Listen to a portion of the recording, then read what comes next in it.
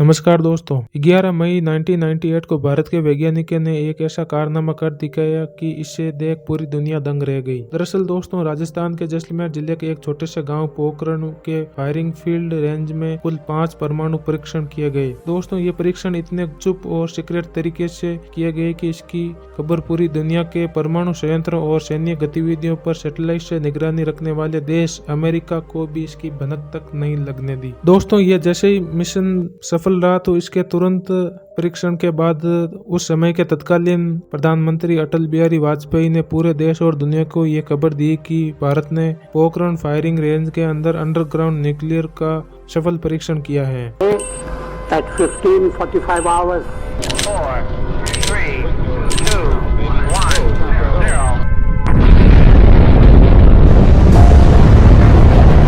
Nuclear test in the Pokhran range. पूरे विश्व को दिखाया कि भारत की भूमि महान वैज्ञानिकों की भूमि है। अभिनंदन होना चाहिए वैज्ञानिकों का, उन इंजीनियरों का जिन्होंने पोखरण में जो कुछ हुआ उसे सफलतापूर्वक करके दिखाया। दोस्तों, इसके बाद वे खुद धमाके वाली जिस जगह पर ये परमाणु परीक्षण हुआ वे वहां पर पहुंचे और स्थिति का जायजा लिया और देश के वैज्ञानिकों और जिनके नेतृत्व में ये सफल परमाणु परीक्षण किया गया था, अटल बिहारी वाजपेयी को उन्होंने बधाई दी। दोस्तों, जब ये परमाणु परीक्षण सफल रूप से भारत ने किया तो इसके बाद इजराइल को छोड़कर दुनिया के सारे देश भारत के खिलाफ उठ खड़े हुए। अमेरिका सहित कई देशों ने भारत पर आर्थिक प्रतिबंध भी लगा दिए। इसमें पहले 18 मई 1974 को पोखरण में उस समय की प्रधानमंत्री इंदिरा गांधी के निर्देशन में पहला परमाणु परीक्षण हुआ था। इसे उस समय नाम दिया गया बुध स्माइलिंग।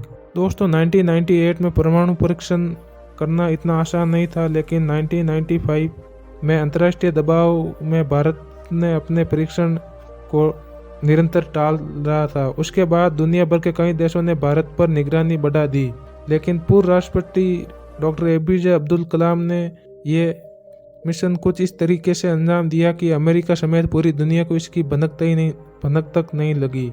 दरअसल अमेरिकी खुफिया एजेंसी CIA ने भारत पर नज़र रखे हुए थी और उसने पोखरण पर निगरानी रखने के लिए 4 सैटेलाइट्स इंडिया के ऊपर आसमान में तैनात कर दिए थे।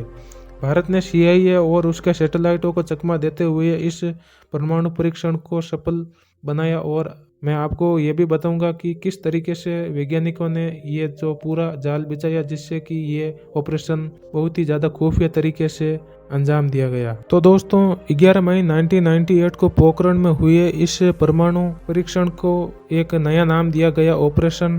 तो दोस्तों, सबसे पहले इन बमों को इंडिया के मुंबई के एयरबेस से फ्लाइट के जरिए जैसलमेर लाया गया था तथा वहां से ट्रकों में उनको लोड करके फायरिंग रेंज तक चुपके से वहां पर पहुंचाया गया। दोस्तों, इस प्रोजेक्ट से जुड़े वैज्ञानिक आपस में कोड लैंग्वेज में बात करते थे। सब वैज्ञानिकों ने एक दूसरे के लिए कोड नेम रखे थे। ये इतने प्रचलित हो गए थे कि कई वैज्ञानिकों ने तो एक दूसरे के वास्तविक नाम तक भूल गए थे। सेना की वर्दी में वैज्ञानिकों की ड्यूटी लगाई गई ताकि विदेशी खुफिया एजेंसियों को लगे कि सेना के जवान ही ड्यूटी पर हैं। मिसाइल मैन अब्दुल कलाम ने भी सेना की वर्दी पहनी तथा बाद में आई तस्वीरों में ये भी सामने आया था कि वे सेना की वर्दी पहनकर इस प्रोजेक्ट में काम कर रहे थे। दोस्तों, कुछ रिपोर्ट्स के मुताबिक डॉक्टर कलाम को कर्नल पृथ्वीराज ने कहा कि वे कभी ग्रुप में टेस्ट साइट पर नहीं जाते थे, अकेले जाते ताकि कोई शक न कर सके। 10 मई की रात को योजना को अंतिम रूप देते हुए ऑपरेशन को ऑपरेशन शक्ति नाम दिया गया।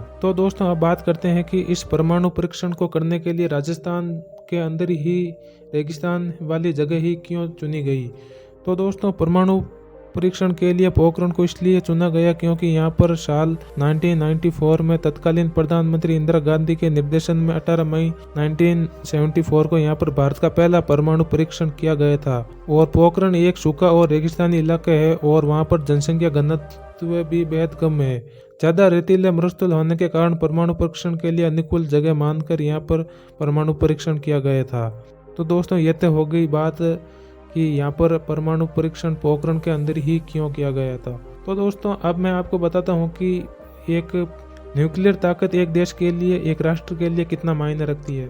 तो दोस्तों, मैं आपको बता दूं कि जिस देशों के पास न्यूक्लियर ताकत है वे देश दुनिया में सबसे ज़्यादा शक्तिशाली माने जाते हैं तथा उन देशों के पास युद्ध करने के लिए सबसे ज़्यादा ताकत होती है। तथा दोस्तों न्यूक्लियर पावर एक ऐसी पावर है जो पूरे देश और दुनिया को ख़त्म कर सकती है। तो दोस्तों आई होप कि आप समझ गए होंगे कि एक देश के लिए परमाणु पावर परमाणु ताकत होना कितना ज़रूरी है। तो दोस्तों ऐसे ही वीडियो और देखने के लिए हमारे चैनल को सब्सक्राइब जरूर करें और बेल आइकन पर प्रेस करके ऑल पर क्लिक कर दें ताकि अगले वीडियो की नोटिफिकेशन सबसे पहले आपको मिलेगी। धन्यवाद वीडियो देखने के लिए।